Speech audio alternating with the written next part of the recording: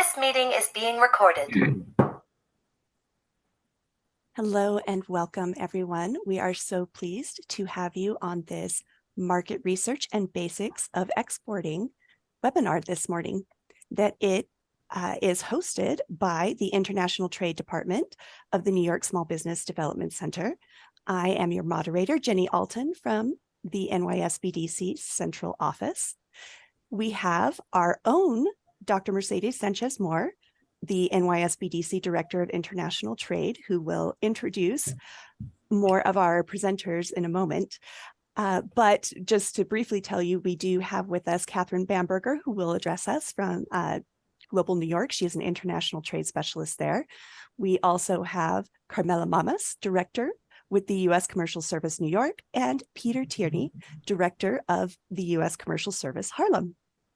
So you know, we are recording today, and we will share a link to a PDF copy of the slides and the recording in a follow-up email. Attendees are muted and will not be on camera today, and your chats will only be visible to me and our presenters. If you have questions during the presentation, excuse me, please do not hesitate to type them in your Q&A box as they come up. You can find your Q&A box at the bottom of your Zoom window.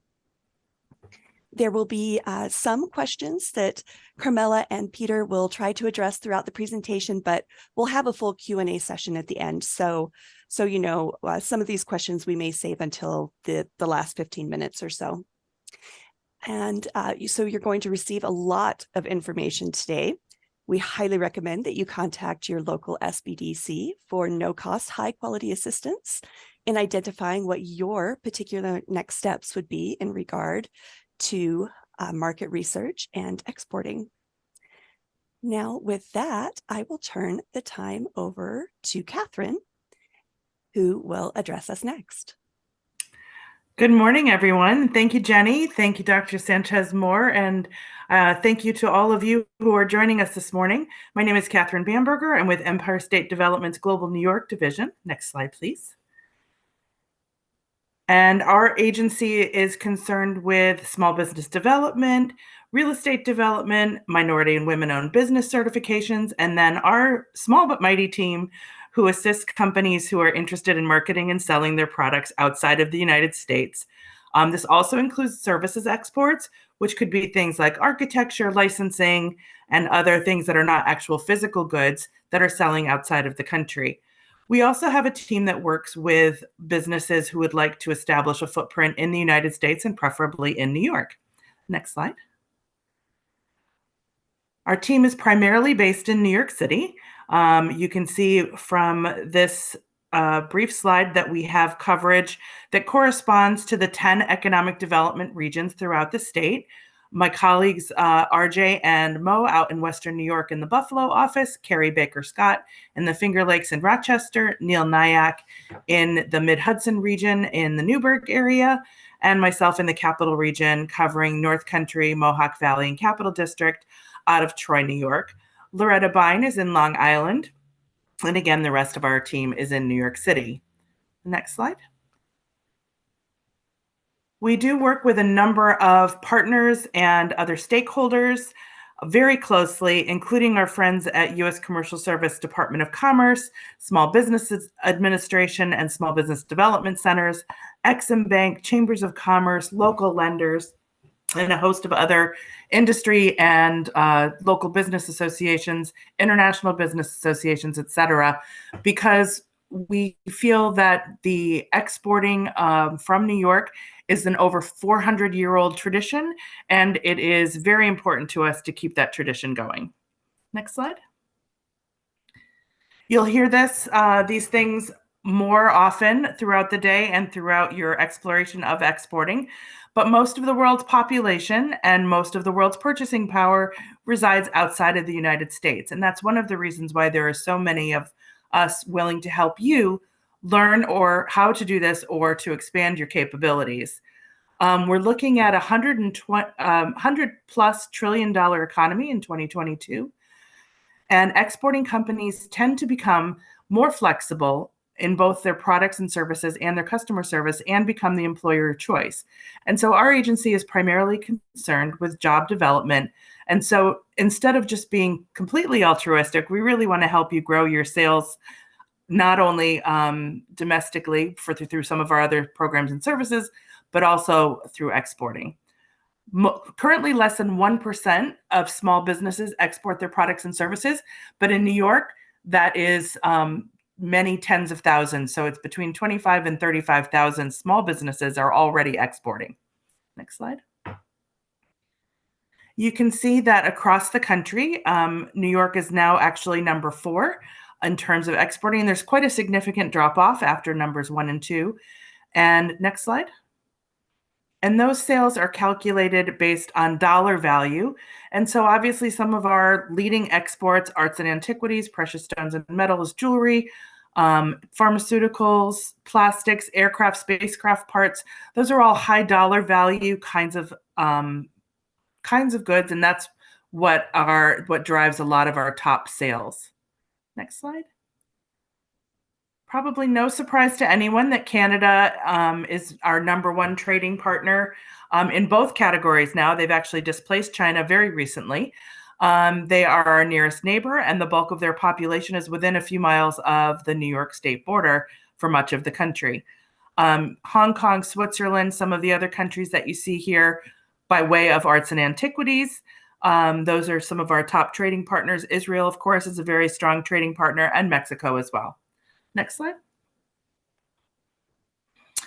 We have contracts with foreign offices around the world, and they serve as New York State's agents, and they provide a number of services, including market research and helping us to coordinate trade missions and other activities on behalf of New York companies. You can see that many of these offices are single country, but many of them are also multiple countries as well. So for example, Israel, Canada, Mexico are all single country. South Africa, Europe, and the Caribbean are multi-country offices. Next. Our primary services are organized in 3 categories. We have the Export Market Assistance Service, the State Trade Expansion Program, which is a grant program, and the Global New York Grant Program. STEP and EMAS is our acronyms for the first 2 programs because in government, we really like our acronyms. Next. So the Export Marketing Assistance Service is currently offered at no cost to New York companies who meet the criteria that they are a small business by SBA, Small Business Administration standards. Typically, that's 500 or fewer employees, and at least 51% of the product value or service is created within New York State. We also expect that companies will have been in business for at least a year and can demonstrate success already in the domestic markets that they serve. Next. In addition, we have the STEP Trade Expansion Program, and that offers companies an opportunity to help fund some of their marketing activities, specifically for exporting. And these include things such as, next slide, website development. And you can apply for multiple activities that are up to a total of $10,000 in reimbursement at a 60% reimbursement rate for eligible costs. Next slide. In addition to website development, any export training workshops where you want to send your staff and learn how to do exporting, trade shows, marketing activities such as website development, brochures, translation of materials, advertising for pop-ups, for keyword searches in foreign markets, and the insurance premium for Ex-Im Bank, which reimburses companies for potentially lost revenue on their foreign receivables up to 95% for pennies on the dollar. Next slide. The Global New York Grant Fund also reimburses for the same kinds of activities. Next slide. That is at a 50% rate and has a higher dollar limit, so up to $25,000 per application, up to 2 applications a year, but it is a slightly smaller reimbursement rate from 60% to 50%. For those of you who are part of nonprofit organizations such as trade associations, chambers of commerce, industrial development organizations, etc., you are also eligible for this grant. Your criteria is a little bit different. I'll show you the we would be happy to show you where the differences lie. The value of the contract is a little bit higher. The reimbursement rate is slightly different, and the eligible activities are slightly different. Next slide. Our team also brings in our foreign offices to tour around New York State and meet companies one-on-one. We did this in June of last year, and we're doing this in September again in 2024. And so we're excited to bring them to various parts of the state, and you can see in June the different regions that they visited during their tour. Next. We also lead trade missions, and in 2023, we brought a delegation to Israel and to Canada. Next. To Mexico and to India. And so these are companies from New York State who are selected based on the best preparation and opportunities that exist for those companies. Next slide. And we have other activities. They have returned from Arab Health already. That is one of the biggest international healthcare services shows in the world, held in Dubai. We had 7 companies travel with us. Upcoming are Taiwan and Japan trade mission, and then partnering with our friends at U.S. Commercial Service for Trade Winds, where they bring in their representatives from around the region in to meet companies in Italy, Turkey, and some other countries in the region. As I mentioned, we do have companies or our foreign representatives coming in September. We have another healthcare exhibition in Africa in October. And then we're actually moving the Caribbean trade mission into the November slot instead of the China Import Expo. Next slide. So we will have some questions. If you would like to enter them into the Q&A, I'd be happy to take a look at them and answer them if I can, or get back to you as soon as possible. And with that, I'd like to turn the microphone back over to my friend, Dr. Sanchez-Moore. Thank you.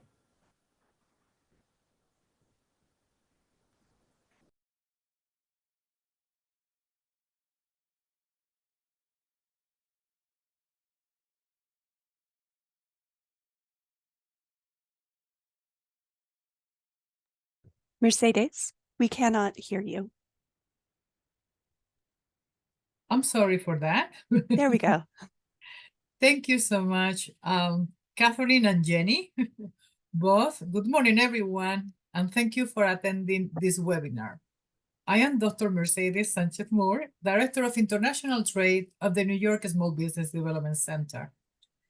The New York SBDC is a partnership of the U.S. Small Business Administration, SUNY, the City University of New York State, higher education institutions, and the private sector.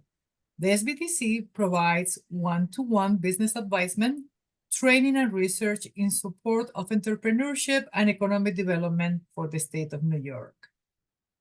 The International Trade Initiative is a special program within the New York SBDC network, which is housed on part of the SUNY network of 20 regional centers and 72 outreach and satellite offices. 98% of the population of the state of New York is within 30 minutes of an SBDC service location. The New York SBDC International Trade Initiative supports SBDC clients statewide with expertise and experience on international trade and trade compliance. We also provide SBDC staff with professional development, increasing trade advising capabilities statewide. All of our services are free, customized, and 100% confidential. We help small and medium-sized companies become globally competitive by providing export development and import operations assistance through one-to-one trade consulting, market research, innovative training, and links to additional export resources provided by our partners, Global New York, the U.S. Commercial Service of the Department of Commerce that are here with us today, the Small Business Administration, Exim Bank, and other public and private organizations. The New York SBDC can help your business become a successful competitor in foreign markets by helping you plan and implement your export strategy.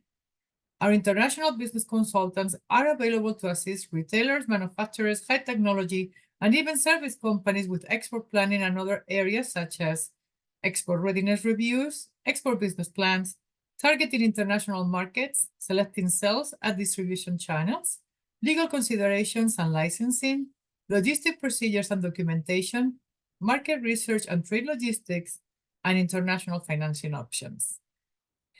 It is easier than ever to get into the global marketplace. Many companies believe that the US domestic market is big enough to meet their revenue goals.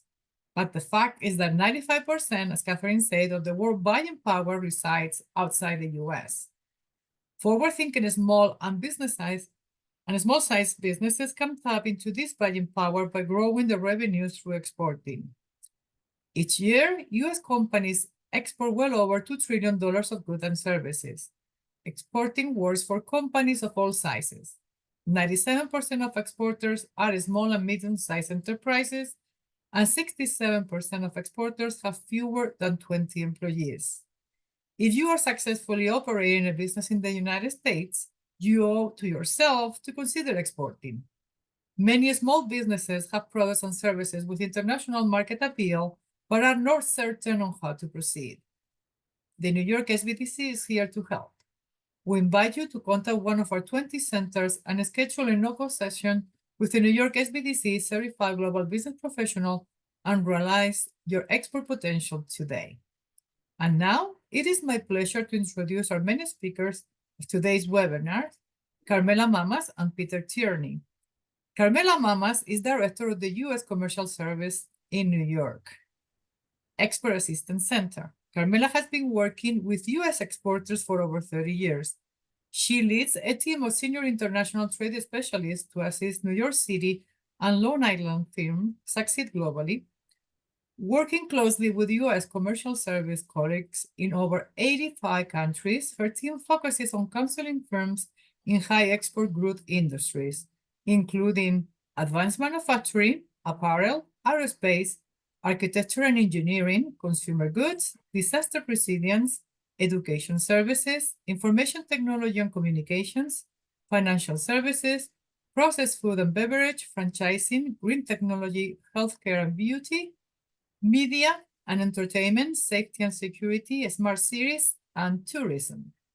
Carmela's office is co-located in downtown Manhattan with the Northeast Regional Office of the Export-Import Bank of the United States and the U.S. Small Business Administration Regional Trade Finance Manager to provide a one-stop shop to U.S. exporters. Carmela's office also services as the U.S. Government United Nations Procurement Liaison. Now about Peter.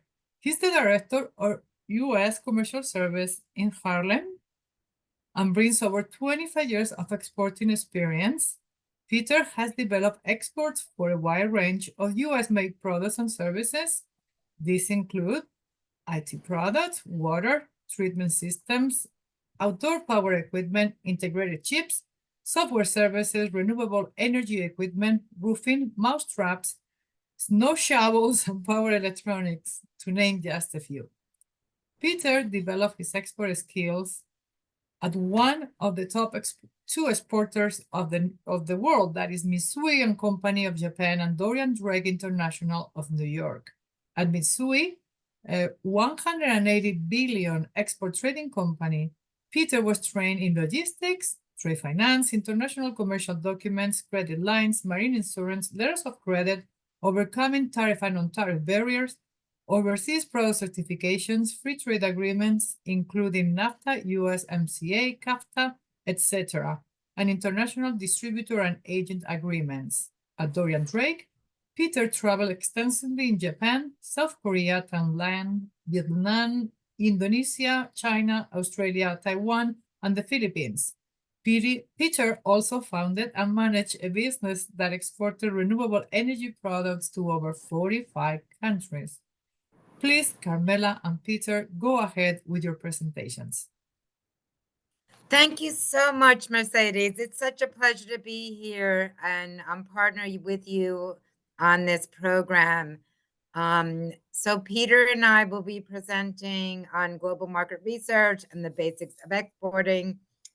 And you already heard our bios. Thank you so much, Mercedes, for reading those. So next slide, please. So this is our agenda. Peter and I are going to talk about who we are, why export matters, market research, and industry tools. Also important factors to consider if you're export ready. We're going to also go over an export plan, how to develop one, which be included, and then an excellent online resource to help you create one. Then we'll get into, once you're, determine you're export ready, or if not, the things you need to do to get export ready. Once you've developed your export plan, then, we're going to go over some really important channels of distribution, including agent distributors, and things like that would be appropriate for different types of products and services.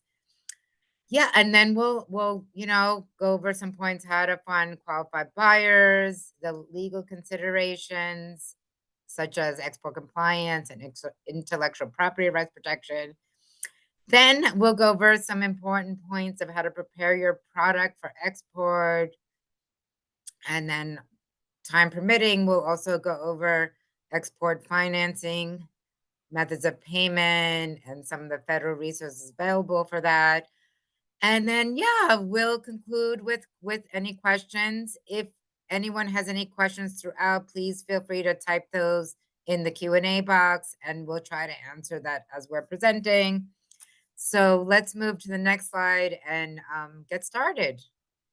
So the U.S. Commercial Service, which is the agency me and Pete both represent, is the lead U.S. federal agency that assists U.S. companies to export, such as determining target export markets and determining the right partners overseas and many other things. And we do that through our 100 offices in the U.S. And we're now in over 80 countries. The commercial section of the American Embassy and Consulates is our counterpart office. And yeah, our colleagues internationally are managed by American service officers. We hire locals who are foreign nationals who know the language, and they're assigned by sectors. So that's really our strength. Our agency, we have a very close knit relationships with our colleagues throughout the US and throughout the world. And when we don't have an office in certain countries in Africa, for example, we work really closely with the US State Department. And of course, we do work very closely with Global New York, where they have offices, so that New York State companies could also access those programs. Next slide, please. So this is our programs in 4 general categories. We do export counseling from A to Z. We also have a lot of market intelligence. I'll go over some of that a little bit later. We do, our sweet spot is business matchmaking. So that's really what companies benefit quite significantly from us, is we're able to match them up with the right overseas partners to expose them to customers. And then another important thing we do is commercial diplomacy and advocacy to help U.S. companies with trade issues, as well as help them win foreign government tenders. Next slide, please. Yes, so I am going to turn it over to Pete now. Thanks, Carmela. Good morning, everyone. So why export? So you can look at this slide quick. So 96% of the world's population is outside of the US, right? So there's a lot of opportunity to be had. I know the US market is huge, but there's still massive amounts of opportunity. Next slide. Oh, sorry. So the potential to export, so it's more than 70% of the purchasing power is outside the US. And if companies that export actually grow about 8.5% faster, or they grow faster and they're 8.5% less likely to go out of business. Advantages to made in USA. This is a real thing. I mean, I've exported all over the world, and people really they like the quality of the US products. You know, they're safe. There's a reputation for after sales service. I mean, you can always buy something cheaper in China, but I'm seeing that throughout Latin America, Africa, as companies are realizing like they can't build a long-term business. Also, honest, ethical business dealings. I mean, people, if they're buying and reselling your product, they want to be able to partner with you for a long time because it takes time to do international business. And Americans are known as someone you can sign a contract with and build a relationship and stay in business and grow that business. Next slide. So there's a lot of companies that are exporting that don't make the products. About 25% of exports from the US are through intermediaries. So there's definitely an opportunity. I know there's a lot of wholesalers on this call, and there's definitely opportunities for wholesalers too to be exporting. And the fact of the matter, I mean, historically you could sell just in Pennsylvania, New Jersey. The problem is your Korean competitors now selling in Pennsylvania, right? So you need to go back and start selling in Korea and learn how to compete with these companies. So it's something that the world has gotten smaller, and you really need to get out there in the market. And 3/4 of exporters have fewer than 20 employees. So it's not just Boeing and Coca-Cola that are doing it. There's a lot of small companies doing it. Next slide, please. This slide is one that really drives me crazy personally. So Canada exports about 31% of their GDP, UK 28%, Germany 47%, and the US only 11%. And you can't tell me that German products are cheaper, right? I mean, if anyone has a Mercedes and you had to buy a part, you know that's not true. So there's a huge opportunity for US companies to sell. If Germans can sell at their price point and their quality, we're very similar as far as quality and price point, or even cheaper. So there's huge opportunities for that. Next slide. And back over to Carmela. We're doing a tag team today. We're going to be switching back and forth. Thank you. Thank you, Peter. So here are some key questions to determine if you're export ready. Peter and I mainly focus on companies that are export ready. So if you're not export ready, here are some of the key questions, or if you're still trying to determine if you are export ready. An important thing, to consider is, and we look at that as well, have you successfully sold in the domestic market? And that would be a good indication if you should pursue international markets. So if some companies are export management companies where Pete spent a long part of his career, so in that case, obviously that particular company is focused on exports. But I think most of our clients first focus on the domestic market, and when they have proven success, then they start looking at international markets. So that's really important. Obviously, you need management support as well, because international trade will require resources, whether it's hiring somebody just to focus on exports and export compliance, or focus on marketing. So it's important to have management commitment so that somebody could really be dedicated to the issues that arise from international trade, which definitely there are differences from domestic, including, shipping your product if you are a product exporter. And then also you have to consider, if you do start getting an increased number, of international sales, you have to ensure like you have sufficient production capacity if you're a manufacturer, or that your supplier has sufficient capacity. So that's why it's really good to target your export markets and export with a plan in place, so you don't spread yourself too thin. And then, definitely need the financial resources, which I mentioned before, whether it's, participating in a trade show or updating your website so that it has an international component. it's really important to have financial resources.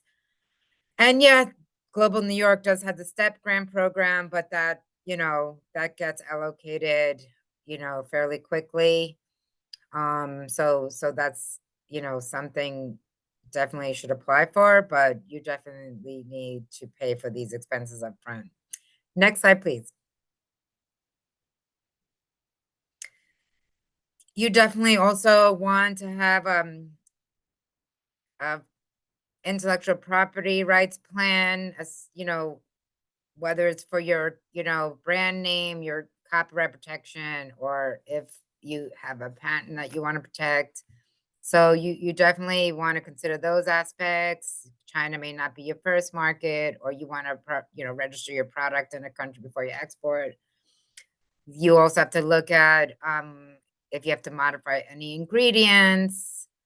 Sometimes, like, certain countries don't allow you to include preservatives in your product. So if you want to export chocolates to UK, you would, have to look at what kind of ingredients you could include. They might not allow preservatives, so that means you have a much shorter shelf life, from start to finish. Yeah, and definitely, shipping has different requirements for international. So you want to make sure you have the right freight forwarder and you understand the costs and how to price your products to incorporate some of those additional costs.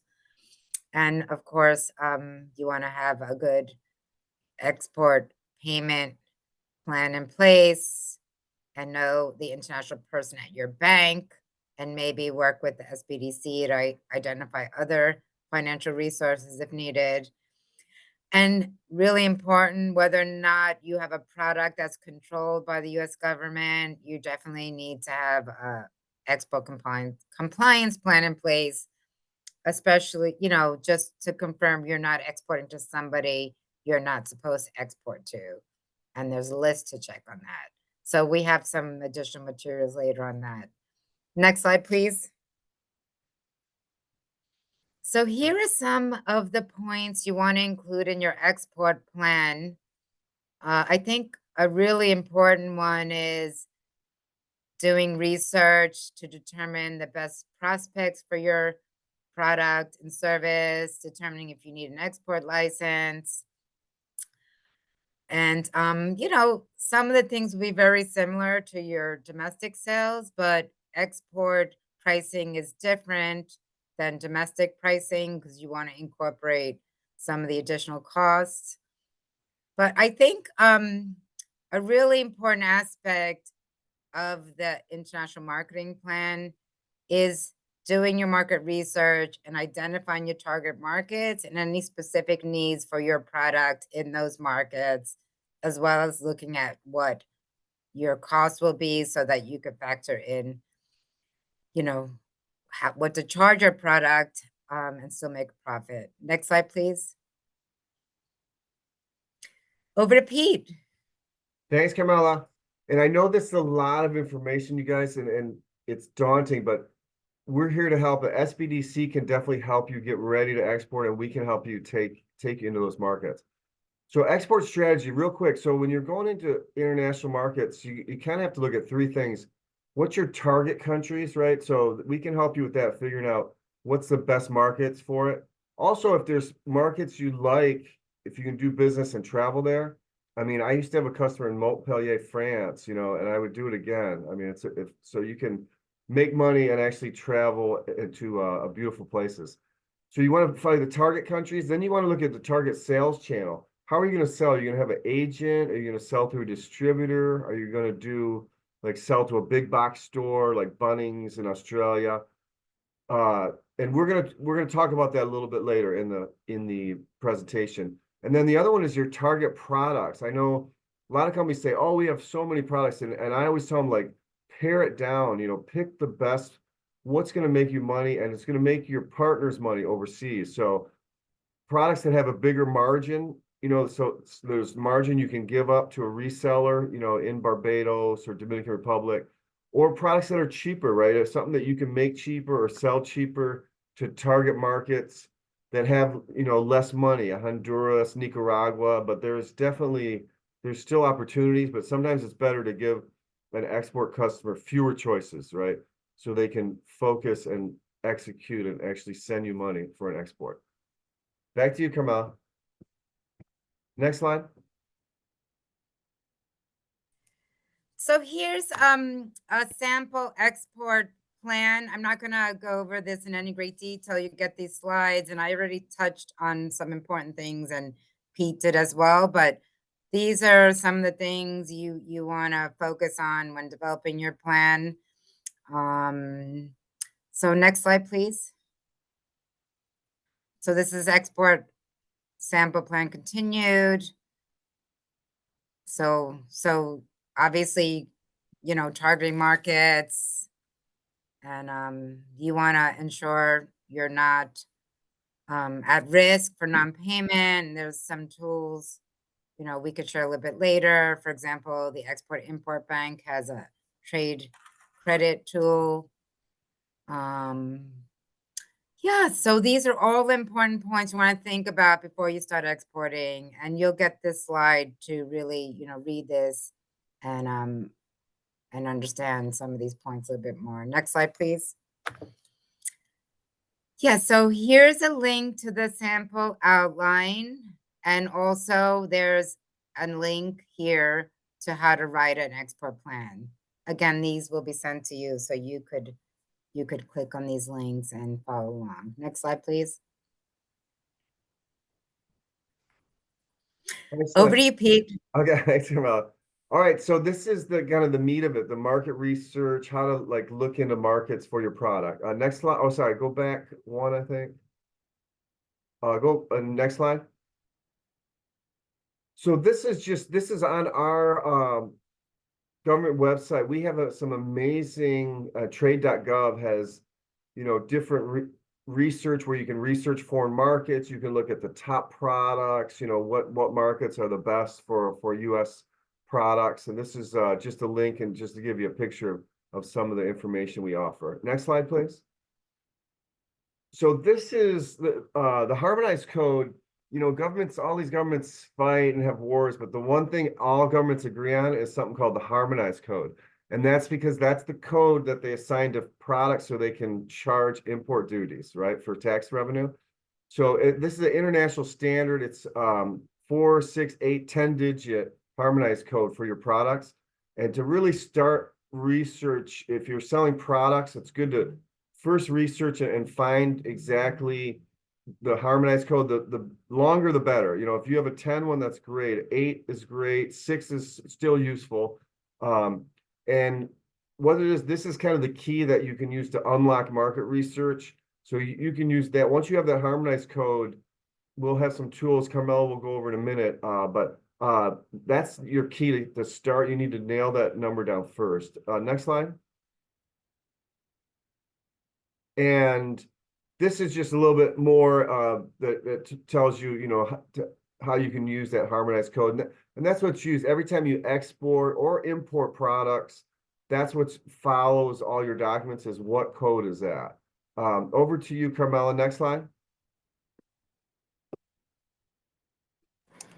Yeah, so there's resources we've included to help you do your international market research. And one is the Customs Info Database User Guide.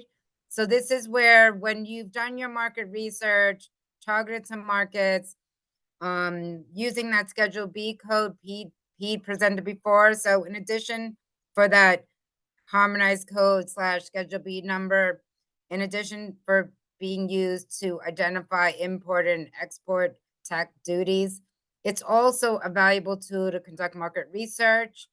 And so that's, if you have a product that you're exporting, you can conduct statistics. So you could look up your Schedule B code on a census website, and then you could do statistics, and then you could see what countries are importing your product the most. So that's one way for you to determine some potential target markets, at least initially. So once you've determined some countries, you can then go in to this customs info database, and then you could determine what your, duties and taxes will be. So so that's really valuable, as we mentioned, so you could determine how to price your product, make sure that, you can compete. So for example, I remember doing research on a manufacturer of lipstick, and they would think about exporting to Paris, but at the time could be different now. They had like a 26% like import duties. So that would really be like really cost prohibitive to export, to Paris or France. So that's why it's an important tool to do the research as you're identifying the countries that you want to export to. Next slide, please. So another valuable market research report we have is called the Country Commercial Guide. And we also have industry reports by country. So our colleagues I mentioned earlier that are foreign nationals who we hire and are based in the American embassies and commercial sections in over 80 countries, they do research and they develop reports. And one of those is a Country Commercial Guide. The whole office works on that, and we list all the things really you want to start learning about that country before you start exporting there. And one of the chapters is best prospects for exporting there, the sectors that we feel as US government that have the most potential for your product. So let's say you're from a particular market, you have some contacts, you're trying to, figure out what you could export there. Like it's a great tool for you to see, what does the US government think you should export to that particular market, like Portugal? Also, it's a great report. Like, let's say you're exporting renewable energy and you want to see if Portugal would be a great market for you. That's, was suggested to you. As you can see, according to this report, energy is listed as a leading sector. So you could click on that and read more information on the industry and see if there appears to be potential for you. So these are really great reports. You don't have to print it. You could read it online, but probably, as Pete would say, it's great airport reading as you're flying, also when you're flying to a country, because there's all kinds of information you need to know. So before you take a trip to do business, it's an excellent report to read. Next slide, please. So this is another great tool. It's actually on the census website. It's called the Global Market Finder. So it's another great tool to get some additional data. So as you can see, you can put in the commodity code number, and then you could find out things like, average unit price. Again, just another tool to use to build your export strategy and international marketing plan. Next slide, please. So this is a really great tool we just launched a year or so ago. This is our market diversification tool, and this is really a quick way to type in your information and see what are some leading export destinations by ranking. So if you go to the next slide, it'll actually show the criteria you would input into the tool. As Pete went over the harmonized code number, we also refer to as Schedule B number, not to confuse you. You would need the 6-digit code for that. You would need to list where you're currently exporting, if you are exporting, new target markets and zip code. And then basically you would get a ranking of countries you should really consider, looking at further. Pete, did you want to add anything to that? I know you're really, Yeah. supportive of this service. Yeah, I love this kind of export data, but this tool is amazing. Yeah, so you put in your code and it will tell it, so it calculates like how much each country's importing of that, how many US exports are going, what percentage of US exports. So you know immediately if US products are accepted, and also if US product pricing is accepted in that market. I mean, that also looks at like the distance, how far away is it? I don't really follow that personally. I mean, I've exported to like American Samoa and like Vanuatu. So I say if a ship goes there, it's not too far.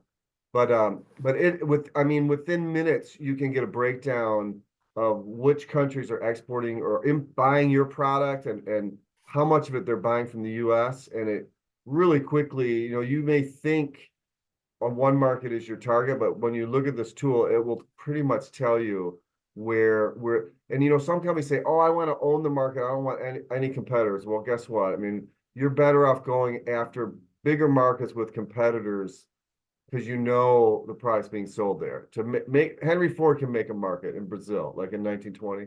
You can't. You're better to go after where the market already is. Thanks, Carmela. Excellent. Thanks, Pete. So this slide's really great. It lists different market research tools in summary. The first one is the country commercial guide I discussed earlier. Great report. If you're thinking about exporting to a particular country, I want to learn more about it. It's this excellent report. Definitely recommend you read it. Then we suggest for new to exporters, you look at the free trade agreement countries such as Canada. Those are great markets to first start with. So we have a list on our website of all the countries we have free trade agreements with. The industry reports, we also have a different section on the website where if you're manufacturing a particular product, you could look at what reports we have by industry and then identify potential target markets.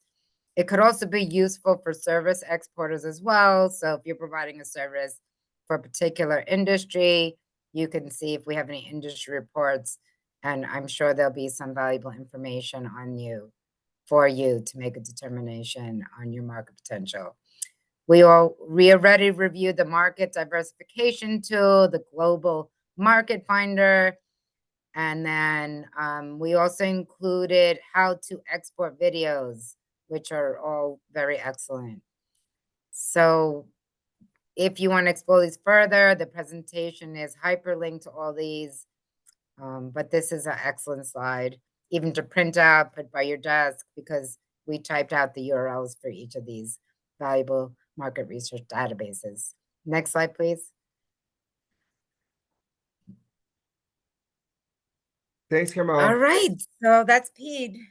So here's the sales and this is the one I talked about, like what sales channel, how are you going to sell into a market? So the first, it's actually kind of the first two columns. I think we've combined these now, but so the sales rep, that's more of like a salesperson for your company that you find. Say you find someone in Dominican Republic or Brazil that's going to promote your company and products. It's usually like a one person or one woman entity. Maybe they're in a smaller company, but they usually don't take title. So they don't arrange the shipment, the import for you.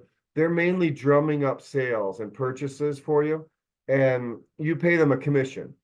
So that's an easy way to kind of start. A lot of them will just work on strictly commission, but they will be covering, you know, they'll be handling multiple products. So in the US, it's more like jobbers or manufacturers reps, the way they sell in the US.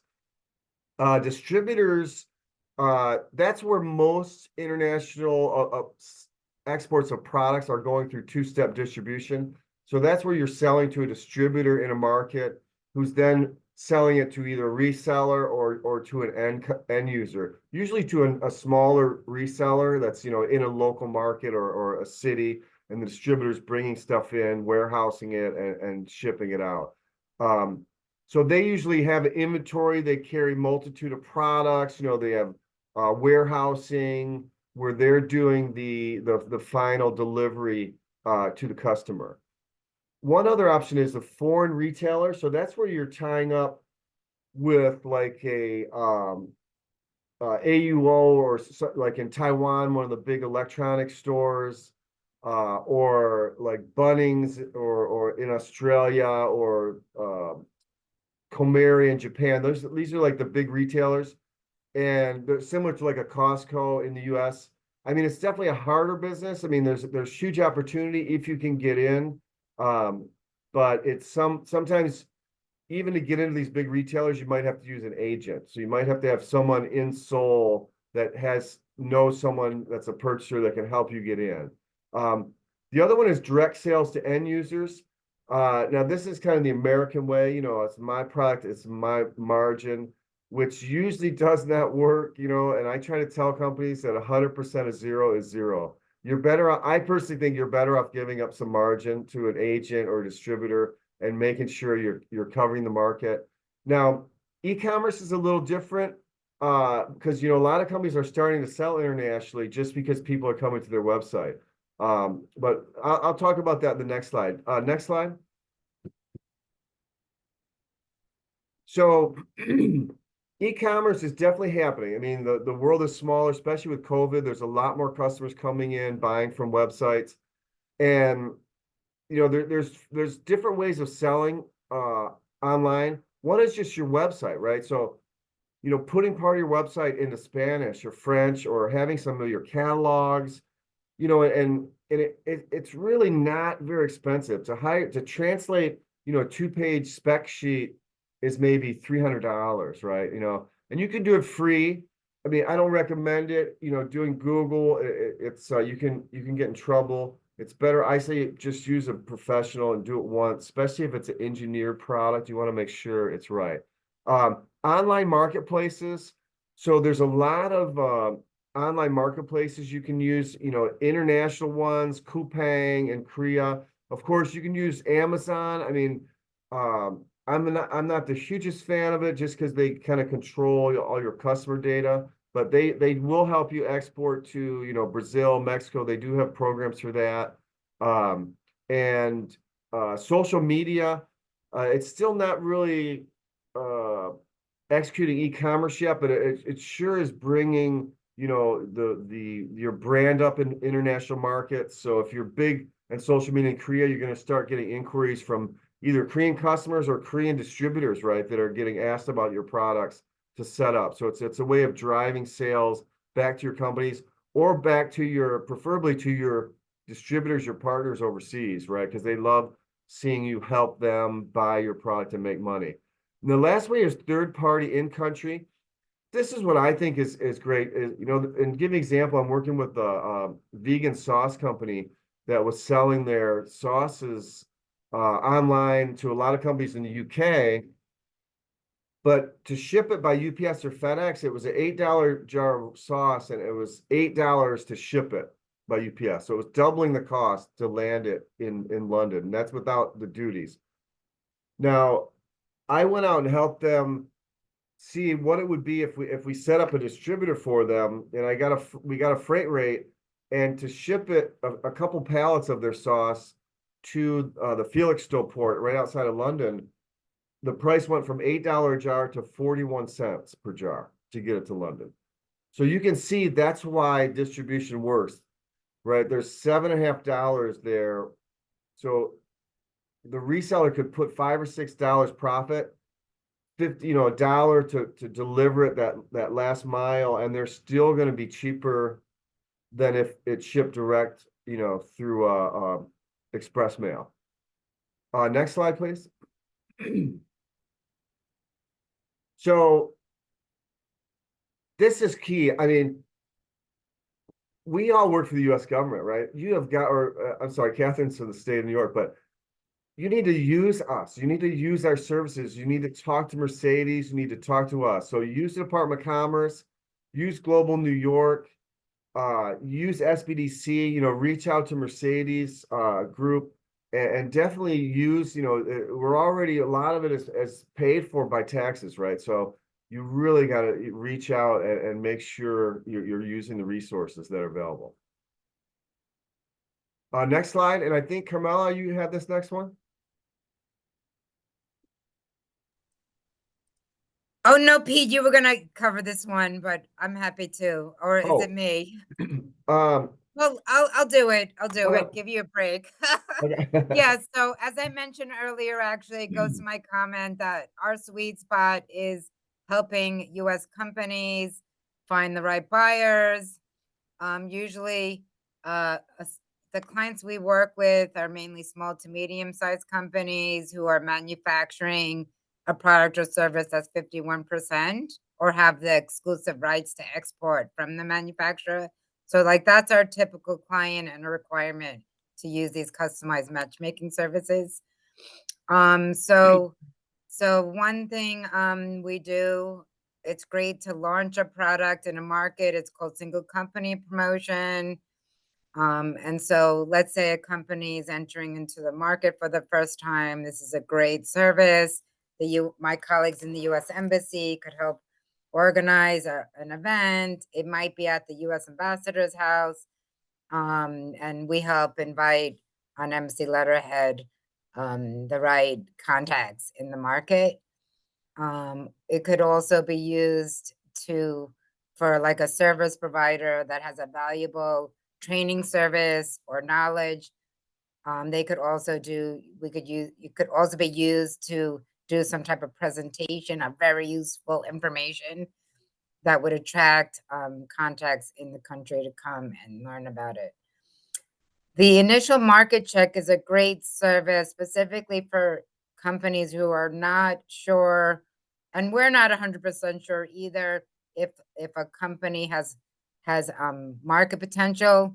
So if we're not 100% sure or want to do a little bit more research, we can do what's called an initial market check. It's very affordable. I think it's $300 per service per country. Where we can do an initial market check. Our colleague who covers the company sector would do the research, our colleague in the embassy or commercial section. But basically, they come back with a report, potential partners with our assessment of whether or not we think it's a good market. One of Pete's clients recently conducted this. Turned out there was a handful, I don't know if it was like 3 contacts that look really good. So the client is actually going to upgrade that service and we're going to arrange virtual introductions. And very inexpensive. I think the virtual introductions was like $30 per Yeah. virtual introduction. So that's really great. We call it IMC, initial market check. It's really great to make sure like the US company's product or service has market potential before we engage further. Because, you know, we don't want US companies to, you know, engage in markets that we don't feel like it would be a good target market. The international partner search is a very similar thing. It's more advanced, and we'll come back with a report of companies like potential partners, distributors in the country that have expressed interest in potentially representing the US company. And then we list, you know, the interest level, et cetera. So that's really great. We could upgrade that to a virtual partner search plus, where in addition to doing the research and identifying the contacts and interviewing them, we could take it a step further and we could actually arrange virtual introductions. Our premier service is the Gold Key service. That's where we do everything I just described, but we actually arrange in-person meetings, whether it be in the country or virtual. It's like we immediately like arrange matchmaking meetings. It's, I think, our most effective service. And then let's say a lot of medium-sized companies use the international company profile, especially if they have a board of directors. But if let's say a US company is thinking about doing business, some significant business with a foreign company, and they just want, you know, to do more due diligence. So we have our own due diligence service. You know, you might, you know like Dun & Bradstreet and companies like that, Globus or Kroll. Like we have our own company profile. And we give we'll actually interview the prospective partner and give the U.S. company, our assessment. Now, all these programs are export. So we're the export assistance office. We don't do any import counseling. U.S. Customs and Border Protection, they could answer questions on importing. So I just, wanted to reconfirm this is all, export focused, although so our market research repository of reports is all export focused, but the statistics section, I'm sure a U.S. company who's importing could do statistics on imports and get import statistics, but I'm, the trade.gov is definitely export focused information. So these are, our matchmaking services for small to medium-sized companies. They're all relatively inexpensive, just a few $100s. Most of our clients we don't charge services due. Our counseling is completely free. Our commercial diplomacy and advocacy is completely free. But this is where we have minimal fees when we're doing a customized qualified partner buyer search. So next slide, please. Excellent. Thanks. Over to you, Pete. Thank you. So this is just a list of some other country registries. So this is mainly, if you're looking to find companies like yours or potential buyers, there's one South American distributors you can look at. There's a UK registry where you can look up a company and see who, what they're doing and what they're trading in. Europage is another one. Next slide, please. So this one is kind of, this is more just from my experience exporting. So first thing is you need to look at competitors. Where are your competitors selling? What markets are they selling? Even who they're selling to, right? Sometimes they're nice enough to put their distributors in other markets on their website. And you never know when someone is having a bad day with their present supplier. Say a shipment's late or there's a payment issue and you catch them at the right time. And I've done that in the past. I've caught companies and said, you know what, we're looking for a new supplier or we're looking for a US supplier for this product. Press releases, that's a great way to find, looking at a company overseas, you can pull some names out of it, executives' names, try to figure out who's the VP of sales or who might be handling your product. Compass.com is another great resource. That's a French company database that you can search on. There's some amazing databases now that track all of the shipments of products. So Panjiva is a huge one, Datamine, and some of these you can access through your public library. And if you're in New York, if you haven't been to the New York Public Library's business library, you really have to go. They have amazing databases that you can access. And I personally say buy data. If you can buy some data on companies in your product sector that went to a certain trade show, maybe I'd say go ahead and do it and start reaching out to them methodically just to see. Next slide, please. So I call this the Burger King strategy. So, McDonald's, every year McDonald's spends millions of dollars a year analyzing traffic flows in cities and minimum wage laws and where the best place to put a new McDonald's is, right? And once they spend all these millions of dollars in the research, they announce they're building one, and then Burger King announces 6 months later they're building one next to the McDonald's. So Burger King doesn't spend anything, right? They save millions of dollars just waiting for McDonald's to choose their spot. I say do the same thing. If you have some bigger competitors that are already in international markets, look at where they are, right? Find out, or similar, it doesn't have to be the exact product, but similar products, right? If something that's in your sector, look for a bigger company and find out what markets are they in. Look at their spec sheets. If they have a Japanese spec sheet that says JET, that stamp, it means you need JET, Japan Electrical Trade certification. So you can get a lot of information by going and looking at who you're competing with. Look who they're distributing to, follow their markets. And as I mentioned before, sometimes you're able to piggyback off of their distribution. Now, preferably, I tell companies, you know, if you're going to steal a distributor, try to do it from like a German manufacturer or a Japanese, someone that's a higher end that we're going to compete with, but try not to, you know, cannibalize another American company if possible. Next slide, please. So this is something that I've just found. I've spent a lot of time traveling internationally, exporting and meeting with potential partners, distributors. And this is the 5 attributes I found that's kind of tells you you're going to be successful in international market. First person, do they have salespeople? I know it's a stupid question, but you'd be surprised how many times it's like the CEO and her son, you know, are going to sell your product, and they're not. I mean, you need to deal with someone who has salespeople that's already in the market. Do they have a warehouse, right? If you know, and they don't have to own the warehouse, they just need to have a warehouse, they rent one, and they have to have stock. Because if they're using you as a warehouse, they're going to be buying too small of shipments, the freight's going to be too high, it's going to be too much of a hassle. And you know, to start exporting, that's okay, but if 2 years later they're still not really buying in big enough chunks to warehouse and reship, that's a problem. So you want to look at make sure they have warehouse. Do they have customer credit lines? Are they giving credit in their country, right?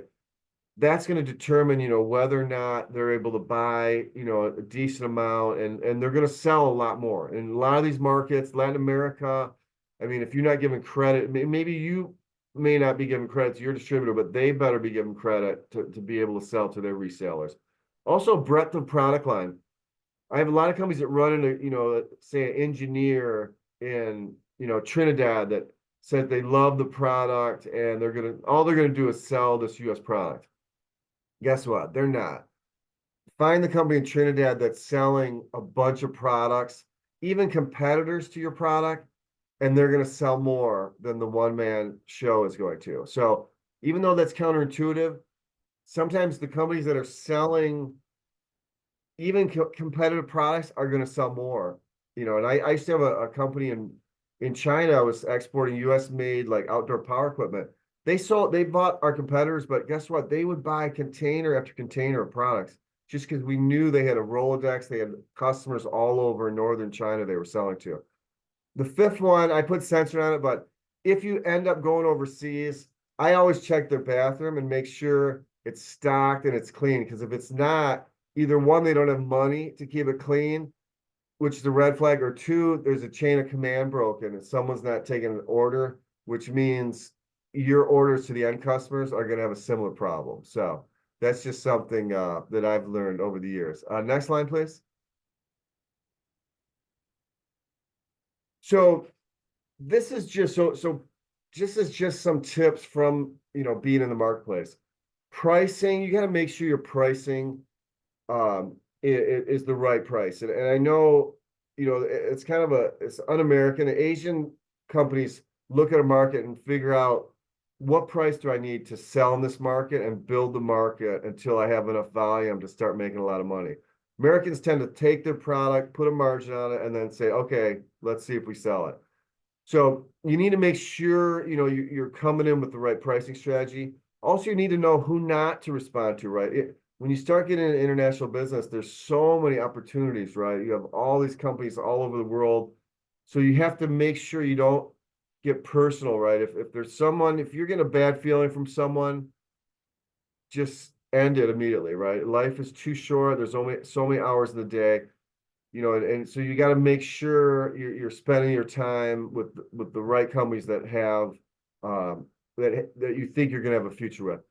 Make sure your website, and we actually do a website globalization review for I think $100. We can go in and make sure your website is compatible overseas, or you have some different languages. Your e-commerce cart you can sell internationally. That's a quick way, or even, you know, put some of your brochures in Spanish or French. The other thing is, and I always tell companies, like, is just translate some of your documents, you know. And I know we don't like to, we think, oh, people know English. And you're right, they do, but you know, it's much easier if they're someone in Dominican Republic wants to see product specs in Spanish, right? I mean, even though they can probably read in English, they want to see it in Spanish. And don't use an intern or Google Translate. Give example, we did that for we were selling solar monitoring hardware and software to a big customer in Montpellier, France.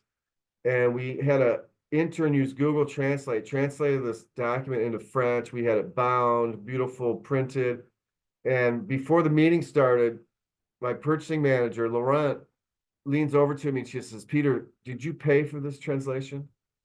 And I'm like, "No, actually, an intern did it. So we didn't pay." She's like, "Oh, thank God you didn't pay." You know, because it was so bad. The French was so bad that it was comical. Now, we were already doing millions of dollars of business with this company. If we weren't, that would have been our last meeting, right? I mean, if we came in with this French language that was completely wrong. I mean, French is a little bit, I mean, they're a little bit more strict than other countries, but the point is like, just spend a few $100 and get it done right. The other thing is quick responses. I know sometimes when you're doing internationally, you think, oh, if the time zone's different, you know, I can wait. But, you know, there's a trust. You're trying to build a trust across international borders. And they're already worried. They don't know you. But if you can respond quickly, it just gives them a comfort, you know, that you're going to be there and you're gonna react quickly because they're making a risk working with you, right? So give an example. I got an email one time from a company in New Zealand that said, "Hey, I'd saved your emails from an old job. We're starting a solar business. We're looking for a US supplier of mounting structures." I looked at the time, it was like 10:30 in the morning, so I immediately picked up the phone and called him. And he said, "You know, damn it, Pete, you're the only one that called me, right? So you're the one that's going to get my business." And he, you know, a couple other choice words, but if you've dealt with New Zealand, you know that's not a problem. And we ended up having business with them for like 5-6 years, you know, just because I picked up the phone and he was surprised at the response rate. So that's something you should always keep in mind.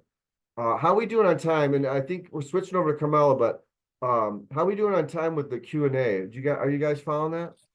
Yeah, we've been responding to the Q&A, so I guess we can Okay. continue a little bit more. Okay. I don't think there's any unanswered questions in the chat. So maybe we can, you know, continue on with some slides. That's Okay. correct, Carmela. All right, so next slide.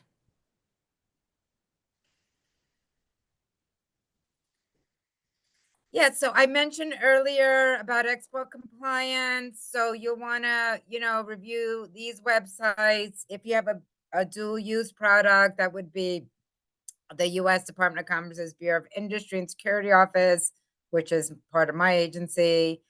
If you know, have defense related products, you want to go to the Department of the Defense Trade Controls. And then also there are certain countries you can't export at all. So you'd want to check with the Office of Foreign Assets and Control to see what those countries are. Yeah, so unless you have like a humanitarian product or a medical item, there are certain countries you cannot export to. Or let's say you do have like a medical device, you might be able to export, but you might need a license. So I think the most, you know, important website for you to look at is go to www.trade.gov and then search export compliance, and then you'll get all the information you need to know and read about the export compliance and the key regulatory agencies. Next slide, please.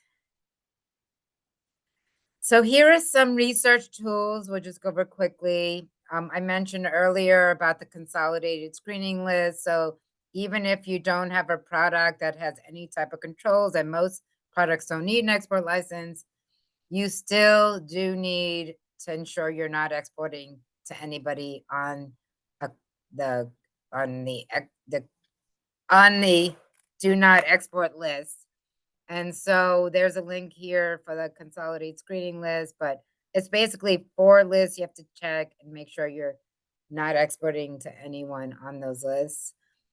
There's also a trade finance guide here in English and Spanish, so that you can read a little bit more about trade finance and different aspects to that, as well as different resources. The links are all here for the export planning, developing the export plan, sample outline, and webinar. And then the intellectual property rights is very important. Obviously, the US government has a stopfakes.gov.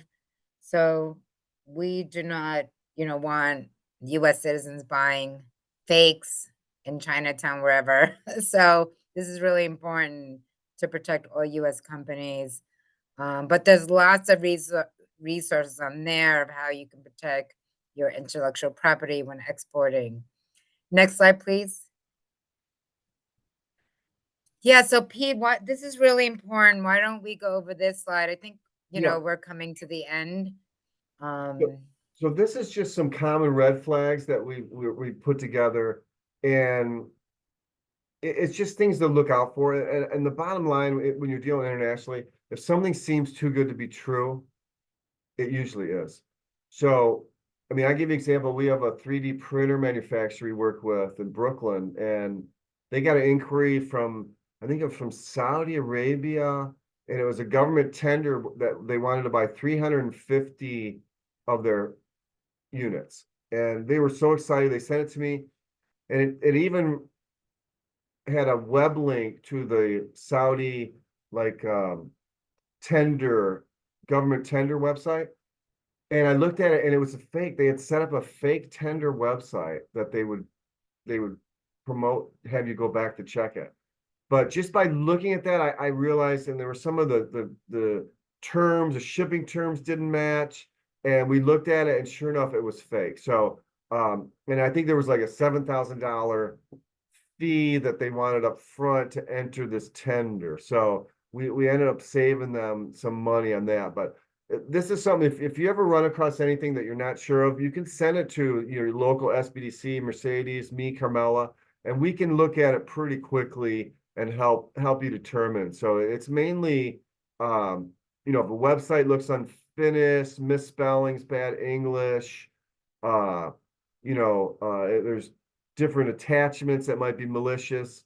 A lot of times the email doesn't match, where the domain that it's being sent from. So there's things to look out for. That's a good idea, because you definitely don't want to be working with some of these criminals. Next slide. Yeah, so I think I'm jumping in now. Here it's just talking about legal considerations again, some things to think about. Again, a link to the consolidated screening list and more introduction on the export controls. Let's go to the next slide just to, complete the presentation. I mean, that is an interesting statistic. What's listed on this slide, that the U.S. Patent and Trademark Office found that only 50% of small businesses that conduct overseas know that they need to file for the IP protection abroad. So you definitely want to, make sure your products, your copyrights, your trademarks are protected. And there's lots of resources available to help you, including the stopfakes.gov. Next slide, please. Yeah, so let me look at the time. Maybe we should stop here, Pete. There have been some questions that came in and wrap up. But we're going to send these slides, out to everybody. So any questions, if we could just go to our contact details, Jenny, at the end. Keep going. Yeah. So Okay. here's our email address. All right, go. Yeah. Here I'm sorry. are our email addresses, trade.gov, a great repository. Just type, your topic. You'll get loads of information. There are some questions in the Q&A box. One was about, you're from a particular market and you're trying to determine what's the best product or service. So let me open that just to make sure we're getting it right. I definitely think the Small Business Development Center can be helpful to help you determine what type of business you should get into. So that's probably, I think the Small Business Development Centers would be a great contact for that. And then as far as helping you decide what type of products to import, I don't know if you have connections to a specific country, but I think if you do, you could look at the country commercial guide and see, what products the US government is, highlighting that would have export potential to that market. So I would suggest working with the Small Business Development Center to develop your business, and then looking at the country commercial guide.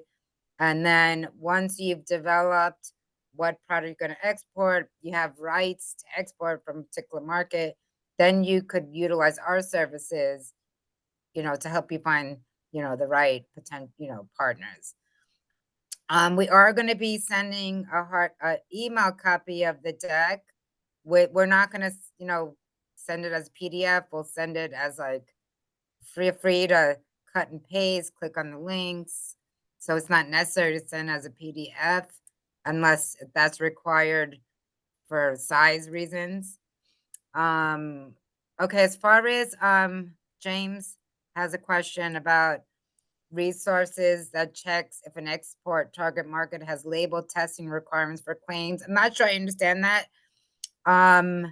Then there was a follow-up or certifications and approval. Typically what we do, there are specific foreign agencies that, regulate or provide certifications like medical devices and food products, etc.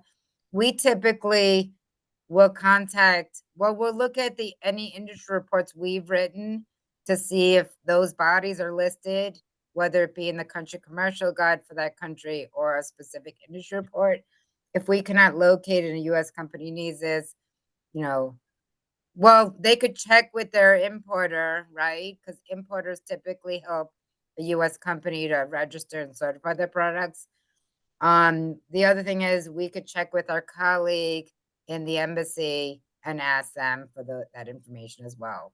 So if we can't locate it on other, resources and the exporter can't get their importer to help them, we can go to our colleague in that country in the US embassy and ask them to provide the information. Right.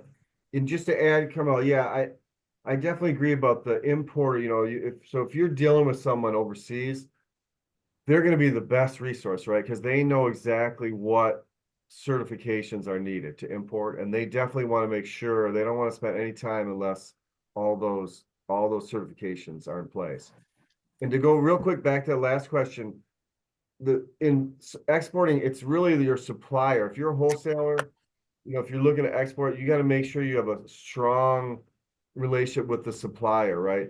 Customers are not loyal, right? And I learned this from the Japanese. Customers come and go, but your supplier, that's where you make your business, right? So you really need, and there are companies that do sourcing where they'll find stuff for foreign buyers, but you're trying to find a different supplier every week. You don't know them. They can easily contact them. So if you're really going to develop exports, you have to have a strong supplier base.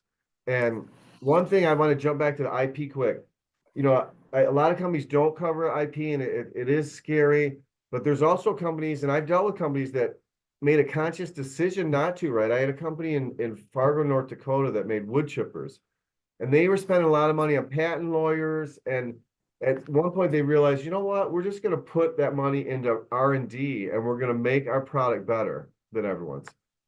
And we exported these to Wuhan, China, right? To the company or the organization that handled all of the parks in Wuhan.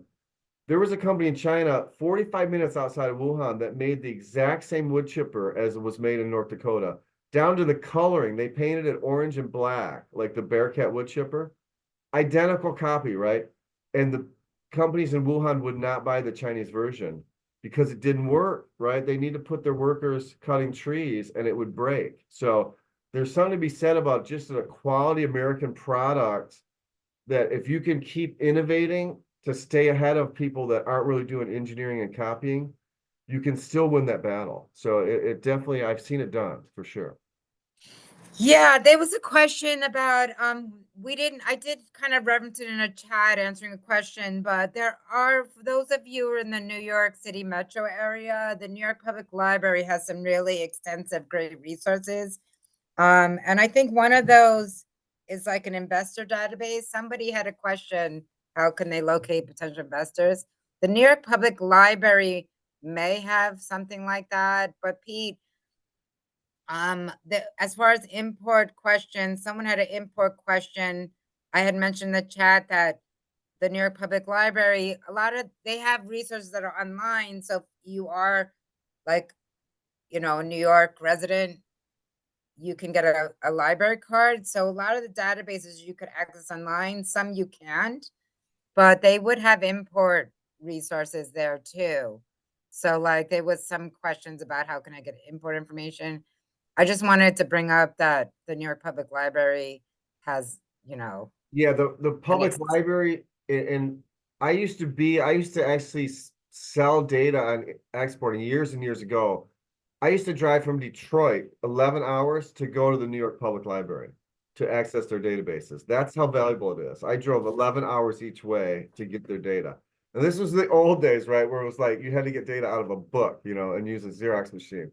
But it's amazing. And, database like Panjiva, if you're looking to import in the US, you can find the code, you can do a research, and you can actually get a dump of all the companies importing that, right? So now you know who is actually the major players in that market. And for exports too, I did that for a company that was exporting semiconductors. They wanted buyers in Mexico. We got a list of the top 4,000 buyers of semiconductors in Mexico, and they booked 2 export orders within like 2 weeks. But they knew what they're doing, and they picked with the phone. They had someone in Mexico that called buyers, and they immediately started exporting. So there's huge advantages to the data that is in some of the New York public libraries. Yes. Yeah, and I so wanted to I'll add- just do one plug, Mercedes, and then I'll let you close. For those of you who wanna, in addition to the SBDC upcoming webinars, which are fantastic, there's other opportunities for export programs. The World Trade Week NYC is gonna have a ton of in-person and online programs. And then Export Week, that my agency is organizing, there'll be a ton of, webinars and such on Export Week. So I could type those 2 links in the chat while Mercedes is making closing remarks. Yes, thank you. I just wanted to say my center actually provides importing assistance as well. And right now, I did compile a very long list of online data resources.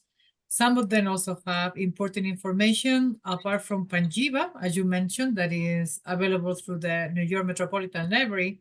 There is also a database called Peers that is now run by S&P Global. There is also Wiser Trade, Merchant Online. These are free.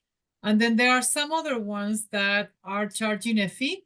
So I would recommend anyone who wants to have more information about the list of resources that are already compiled by the SBDC to contact the closest SBDC center, request a counseling session with me. Once they register, they can also email me, but before they have to go to the closest SBDC center. And as you mentioned, Carmela, we do have 2 very nice webinars coming up. One tomorrow, actually, with the U.S. Patent Office about how to protect your patents overseas and how to file patents in foreign countries. And then we have another webinar with Food Export Northeast on April 17th. So we will provide information to everyone so they can register as well. And thank you so much, both Carmela and Peter, for this super informative session. And I am honored to be your partner and have you as a resource. for all the exporters that contact the SBDC as well. And also to Catherine, my other best half as well. Well, thank you so much for having us, Mercedes. We really appreciate the opportunity. Oh, yes, we really enjoyed it. And yeah, we look forward to collaborating again to help New York State companies to export. Yes, and I want to remind everyone, take a look at the chat really quick before we shut down the webinar. Those links for the webinar tomorrow on protecting your technology abroad with the USPTO, and for the April 17th Food Export Northeast webinar are in the chat right now. We can also include those in the follow-up email that you will receive with a PDF of these slides. So you've got all of these links that have been shared today, and also a link to the recording so you can go back and go over anything that you want to hear again. With that, we will close things down. We do have a survey that will display when we shut down the webinar.